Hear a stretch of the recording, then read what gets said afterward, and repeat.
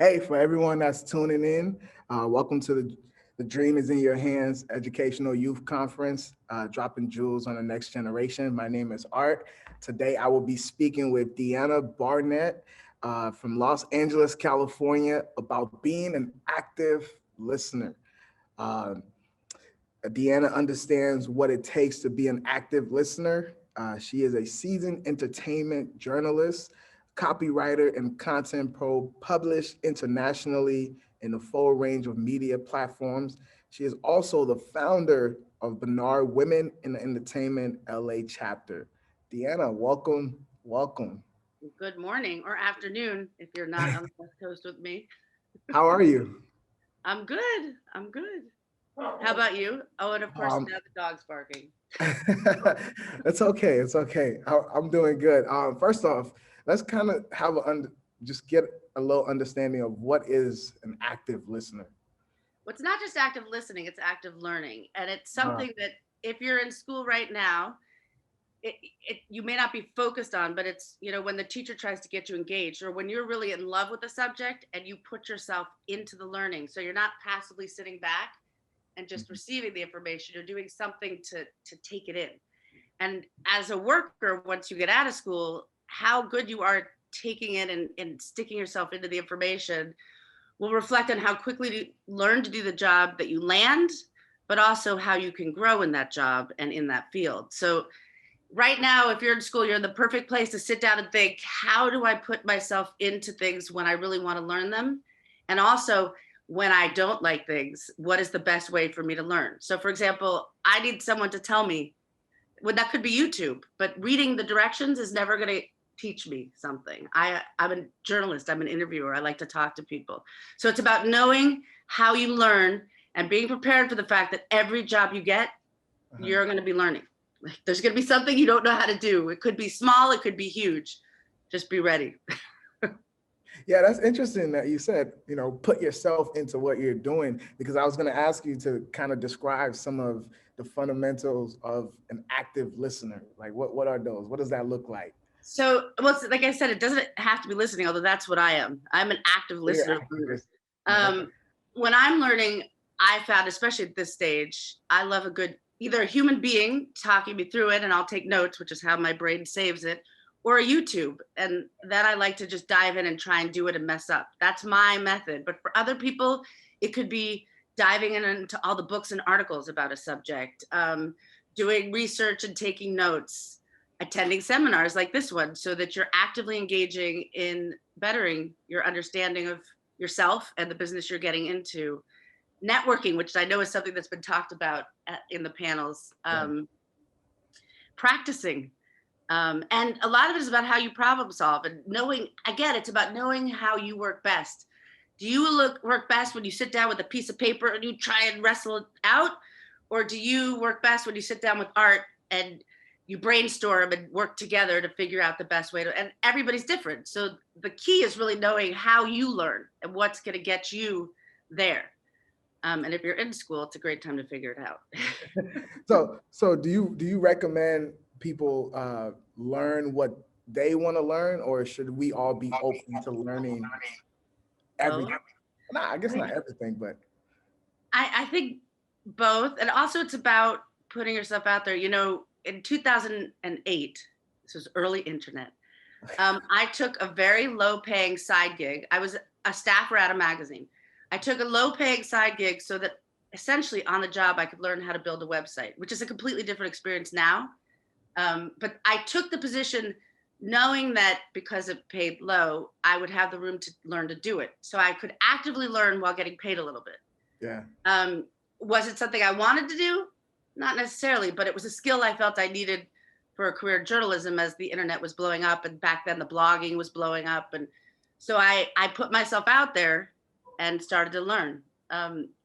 But sometimes it's you get to a job and they give you a job task that you have no idea how to do. It Yeah. doesn't matter if you want to learn it, you have to learn it. So there are two sides of it. One is about engaging in your career by searching out the information that will get you where you want to go. And the other is searching out the information to allow you to do the job you've been hired to do that maybe you don't have all the skills for yet.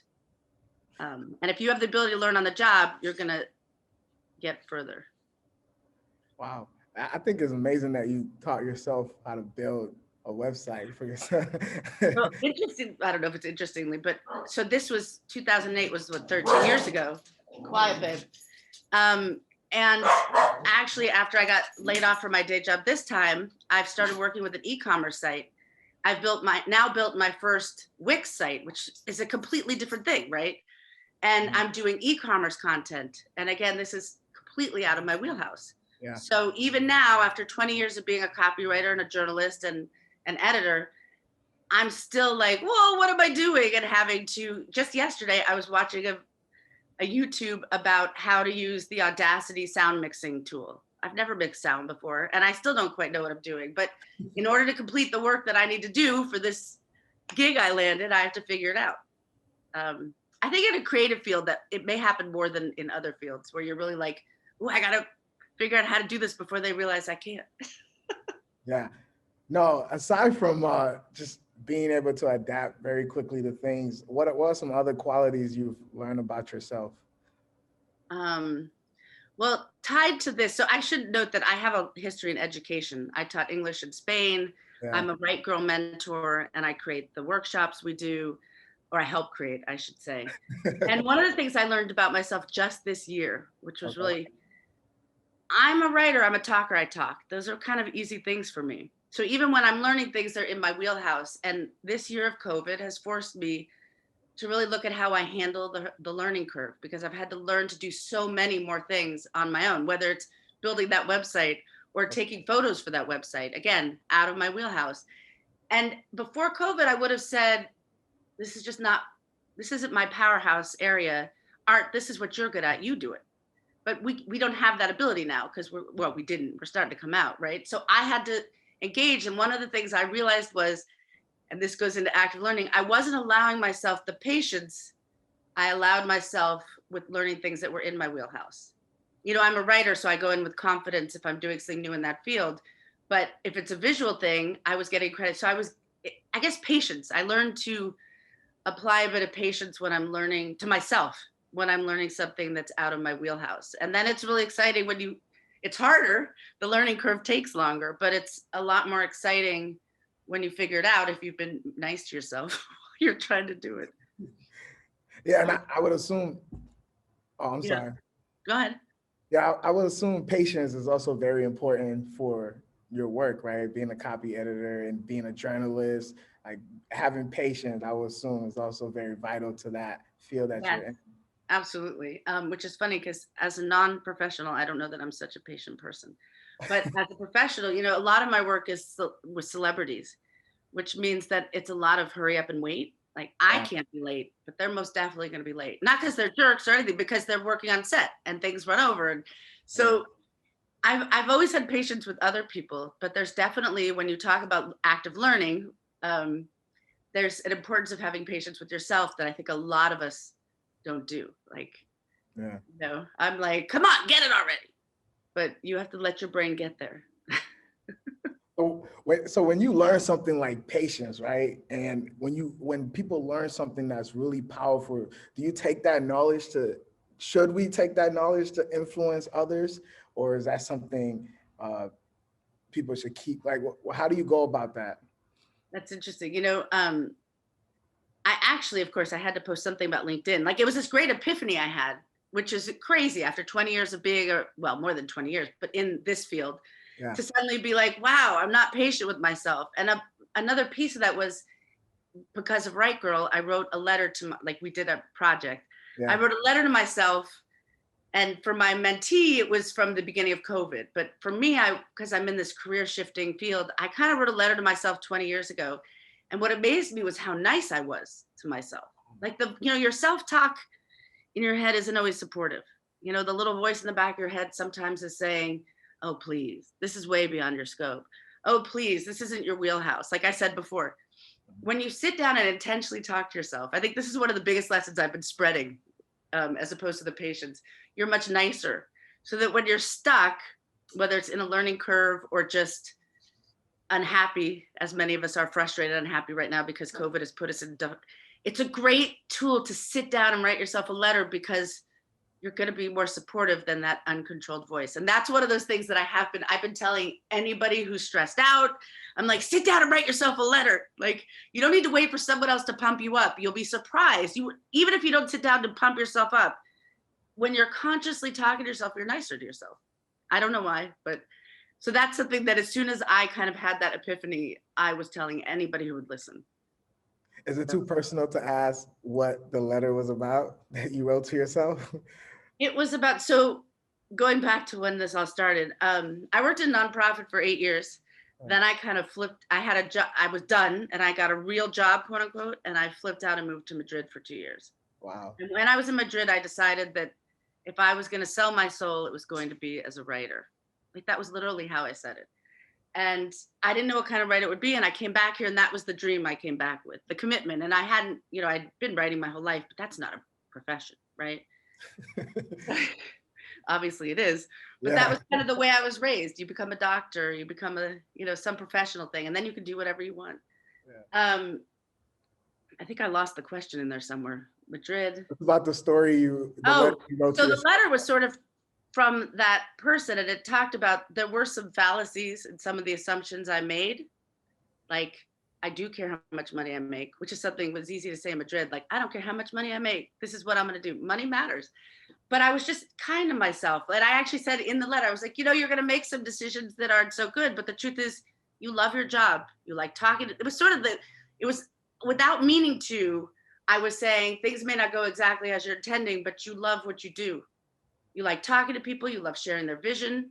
Because whether I'm a journalist or a copywriter, that's what I'm doing. I'm talking to someone about their passion and then sharing it with an audience. And that's kind of where I thrive. Which is funny, because that's not just writing, which is what I said when I came back. It's kind of a two-part. So it was very much about the fact that the journey may not be what you anticipate, and some of your assumptions were wrong, but you've had a good 20 years. Yeah. I guess that's what it sort of summed up to. You've had a good 20 years, gotten to do some very cool things, and live your passion. So what more could you ask? What more could you ask for is money. It makes everything better, right? But I love when you say you like talking to people, you like hearing their stories, and you're also a copy editor, right? I read a quote, and I want to just see what you feel about this and how true this is. The quote said, "An editor doesn't change the author into someone else; they help them become who they are." Is that true? Do you agree with that? I think they help their work reflect them. So it is sort of, they already are who they are. I think it's more about putting that out, teaching them how to reflect who they are, whether they're writing or speaking, actually. Yeah. People don't always know how to tell their own story. So it's about helping them find their voice. Or if you're ghostwriting, it's helping reflect their voice. But when you're copywriting, it's never my voice. I mean, I'm sure that my voice affects everything I do to a degree, but it's all about the product, the relationship with the seller, well, right now I'm focused on selling. That's sort of new, but I worked in nonprofit healthcare and sobriety. It's a very different audience, so, but it's a very different speaker. So copywriting is very much about reflecting your brand or voice, or your CEO's voice. And again, when I write a story, it's the same thing. That may be written in my voice, but the story I'm telling, the message of the story isn't my message. It's the person I'm profiling. It's their vision. It's their, which when I try and get creative can be a challenge sometimes, because I'm often very focused on other people's creativity. Right. Does that get difficult to do, to tell somebody else's story through their voice, or is that easy for you? That's actually, at this point, it's easy for me. It probably always was. You might say, I don't know how many, I'm a yenta, meaning I'm a talker. And I like to tell stories, my stories, your stories. I like to, so I think it sort of fit who I already was. And like I said, that's my bigger challenge now after doing this for over 20 years, really, because copywriting is what I did in nonprofit, which was a whole nother 8 years. It's about telling stories and sharing people's visions. That's what it always comes back to. and speaking to the audience in a voice they'll understand, which was interesting because moving to a soap magazine, I had to really, from MSN, which is back in the day was the number one, like 25-year-old males was the audience. That's a very specific audience, right? Yeah. Lots of slang, real laid back. And then I went to a soap magazine. It's a lower reading level, also less laid back, more formal. Well, not formal, but it was an interesting thing that I thought it would be an easy transition, but I had to completely change my voice moving from MSN to a soap magazine because the audience was so different. Yeah, and aside from patience, which we talked about earlier, what other positives has being an active learner done for you in your life? Mostly I've gotten to do things I wouldn't have been able to do. Starting from my very first writing job. Well, I got a part-time job at a game magazine doing the editing, like just copy editing, part-time. And that was sort of my lead in. And then I got a job at this magazine and the woman told me she was high maintenance. And I said, I can handle high maintenance people, which by the way is one of the other secrets of my success in entertainment is that I can handle high maintenance people. And I was like, oh, I can handle it. Well, she blew a vessel in her eye and I ended up having to write 40% of the magazine. This was my first job. I had to do interviews with CEOs. I interviewed 2 celebrities for features. I had to do a tiny bit of the sales, which is so out of my wheelhouse still today, always out of my wheelhouse. And it was only because I had this insane 1 month, right, that my whole career happened. I learned most of what I know in that month that I had to teach myself because she kind of disappeared. And then she came back and she yelled at me. And at the end of the day, I said, it was an incredible opportunity. And I can't believe how much I learned, but you said it and it's true. You're too difficult for me. And, and I appreciate the opportunity, but that was a case where literally my first job, I had to learn to do everything by myself. And that's another part of, you might find yourself in a position where your company is going to really support you actively learning. Yeah. They'll pay for you to take classes. They'll, send you to go network. They'll do these things and that's great. But if not, you have to invest your time so you can better yourself. And a part of that, by the way, is networking, which I know there's probably been tons of talk. And I saw one of them in the panels about networking, but that's a huge part of active learning. When you talk to new people, you learn new information, whether it's about your field or your opportunities or a field you've never heard of. Yeah. Yeah. We're getting down to the last minute here. I just want to ask you a last final question. The dream is in your hands. What does that mean to you? It's funny. I might answer this question differently if we weren't in the active learning session. But I think it actually applies so well to that question because it literally is it's literally in your hands to keep learning. It's literally in your hands to keep growing, and your career won't grow if you don't grow. So while there's definitely an importance to vision and passion won't get you anywhere if you don't keep taking steps forward. And so that's why I think it wouldn't be my only answer, but I think active learning and continuing to engage in bettering yourself, your understanding, the career you work in even. It's not just about you. You might find things that change the game for everybody. Yeah. But you never stop learning. And I guess the positive is that in school, you're learning stuff you might not use. Once you get out, you're going to use the stuff you're learning. So right now you're learning how to learn.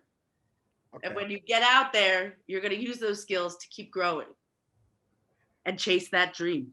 Well said. Thank you so much for your time. Thank you, Art. Can you tell everyone where they can follow you on social media? I am TV Diva on social media, but that's DEE. So TV DEEVA on Twitter and Insta. I'm more active professionally on Twitter, but you're happy to join me on Instagram as well. Thank you again. For everyone else that's tuning in, make sure to follow Create the Dream Code and use the hashtag Dream Conference 2021. We'll see y'all. Thank you, Deanna. Thank you. Have a great day. You too. Happy